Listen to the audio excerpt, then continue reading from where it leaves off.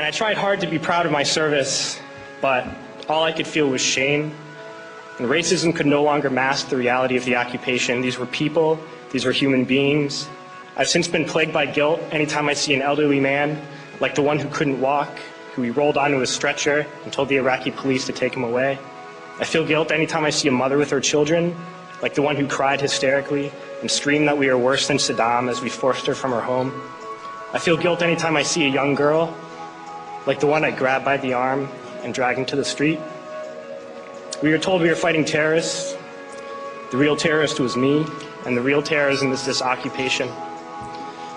Racism within the military has long been an important tool to justify the destruction and occupation of another country. It has long been used to justify the killing, subjugation, and torture of another people.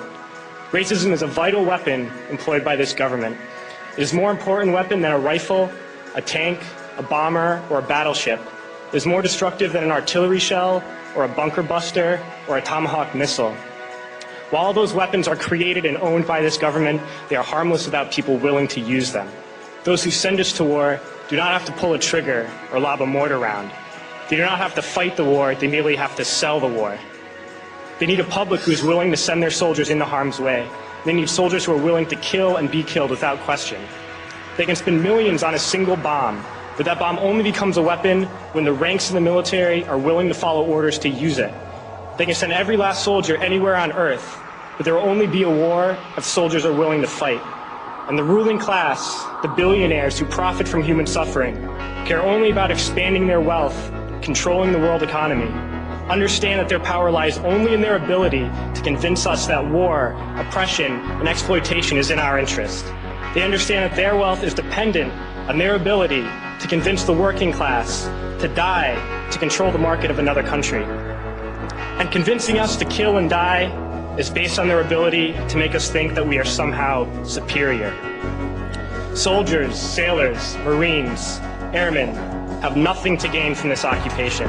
The vast majority of people living in the U.S. have nothing to gain from this occupation. In fact, not only do we have nothing to gain, but we suffer more because of it. We lose limbs, endure trauma, and give our lives. Our families have to watch flag-draped coffins lowered into the earth.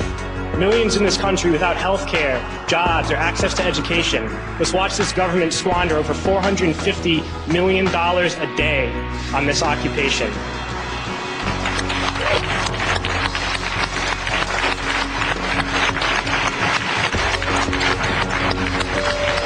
Poor and working people in this country are sent to kill poor and working people in another country to make the rich richer.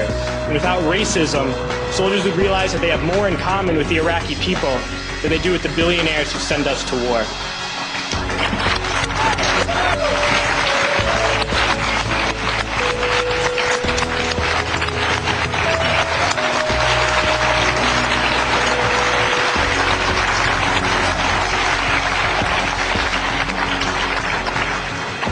I threw families onto the street in Iraq, only to come home and find families thrown onto the street in this country, in this tragic and unnecessary foreclosure crisis.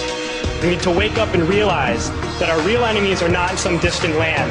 They're not people whose names we don't know and cultures we don't understand. The enemy is people we know very well and people we can identify. The enemy is a system that wages war when it's profitable. The enemy is the CEOs who lay us off from our jobs when it's profitable. It's the insurance companies who deny us health care when it's profitable. It's the banks who take away our homes when it's profitable. Our enemy is not 5,000 miles away. They are right here at home. If we organize and fight with our sisters and brothers, we can stop this war, we can stop this government, and we can create a better world.